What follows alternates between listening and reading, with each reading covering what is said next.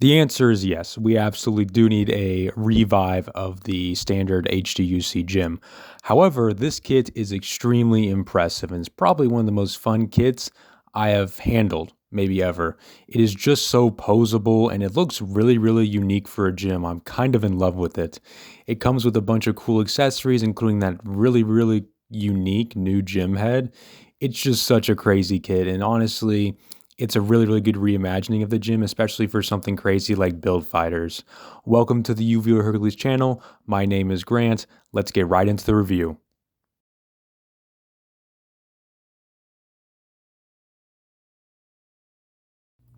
Here we have the Gym from Build Fighters. This kit is extremely cool. I just love this kit so much. I'm going to start off with glaring obvious. He has no front skirt piece. I broke it off. I think I was moving the leg up, and it just kind of snapped off.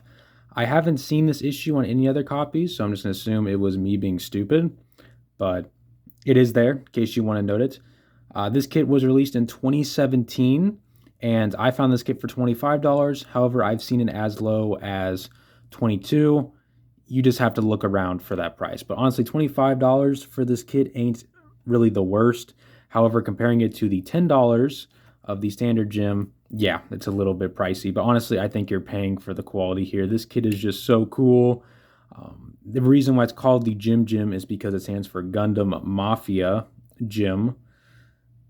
I don't know what the Gundam Mafia is. I'm assuming it's a mafia in Gundam Build Fighters. I've never seen the show, but I can only assume. This kit is really, really cool. I do have it with the standardized gym head. That's how I display it. Therefore, that's how I'm going to have it for the articulation as well, which we will get into right now. Articulation on this guy is pretty cool. So he just does have a standard ball joint at the head. There's also a hinge on there too, so you can get that nice movement back and forth. He actually has a butterfly joint inside the chest, so you pull this out and it pulls out to give him a much more deep, like almost kind of buff look. That is an option. They also does with the backpack. Quick issue is that these fall out a lot. I'm going to glue these in right after I finish the review, but we're just going to take those out for now.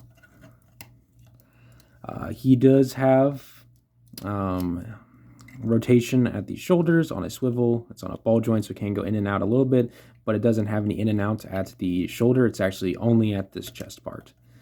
It does have a swivel at the bicep. It is pretty tight. It has elbow bend, a really, really nice elbow bend, and the hands are actually on ball hinges. So you can get a lot of nice movement in there. He does have hip rotation and the tiniest amount of ab crunch. Obviously, my legs can go up super duper far, and they can also go out pretty far. No back movement at all, though. The butt skirt is completely stationary. It does have a thigh swivel. The knee bend is really, really nice. It can go that far, so pretty much all the way in. And then it also does have foot pivots. So that's really, really nice. Articulation on this guy is super cool. You can get him into some amazing poses. This is just an extremely posable model kit, like hands down, probably one of the most posable model kits I own. He's just so fun to get into poses. It's extremely nice to have a super posable gym, especially since the standard one is, you're lucky to get anything past 90 on that guy. So let's get into the accessories. This is everything that the Gym comes with. We're first going to start off with, of course, the beam sprayer. This is a really, really nice reimagining of the beam sprayer. It has a lot of nice molded in detail. Of course, you can panel line this up. I think that this looks extremely cool. I like how big it is, and it does sandwich into the hand. Of course, whenever it sandwiches the hand, you pull off the back panel, shove the gun in there, and then you just slide the back of the hand back on there. And then now he is holding the gun. Next up, we have the shield. The shield is extremely nice. It does have a point at the end, maybe for some jabbing action, but it pretty much just is the Federation shield, a lot more angular.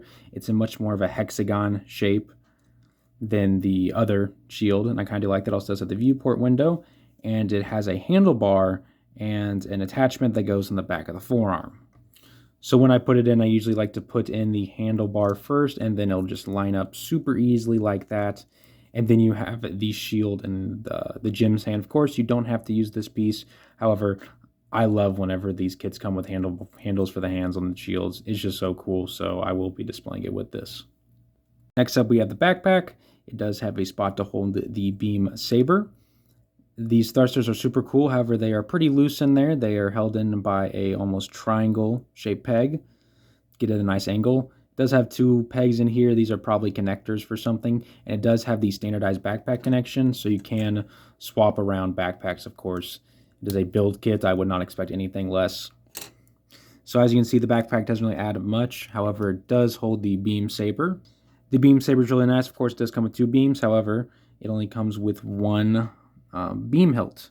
The beam hilt is pretty cool. It has this really, really nice little antenna almost at the end.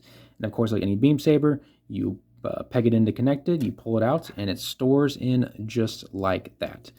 So that's what the backpack adds pretty much, is just to have the beam saber connection. So that's pretty cool. Of course, the last accessories with this kit are the heads. So we're going to start off with the standardized Jim head. This one I did add the tiniest amount of silver Sharpie on the back. I usually just do that to make the inside pop more. However, it's pretty thin. It does have two reflective stickers on it, and this is a really, really nice Jim head. It looks a lot more angular. The visor is a lot more smaller compared to the original. I really do like this reimagining. I think it is super cool. And of course, it just pegs in using the standard ball joint. So you just do it like that, and all of the heads connect like that. Next up, we have the Jim Command Head. This one's pretty cool too. I think it looks quite a bit better than the original HGUC Jim Head. I really like the bigger visor on this, and these nice vent ports also look super cool. It does have, once again, have two reflective stickers and some nice place for panel lining. Actually, before recording this, I just decided to panel line this helmet, and I think it makes it look that much nicer. Once again, silver Sharpie on the camera right there adds a lot to it.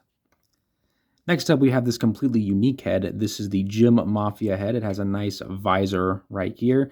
Kind of reminds me of a Halo helmet almost. It also does have these nice vents right here and some pretty cool detailing. This helmet is super cool. However, I don't really think it fits on the Jim body whatsoever. The helmet, this head's really, really nice. I just don't think it fits at all on this guy, but it is a super duper cool head, to give it credit. Now we will get on to the comparisons.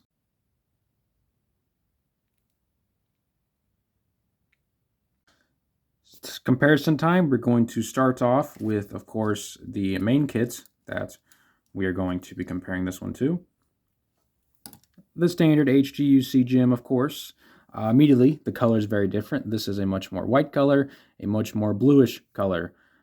This one's also a lot taller.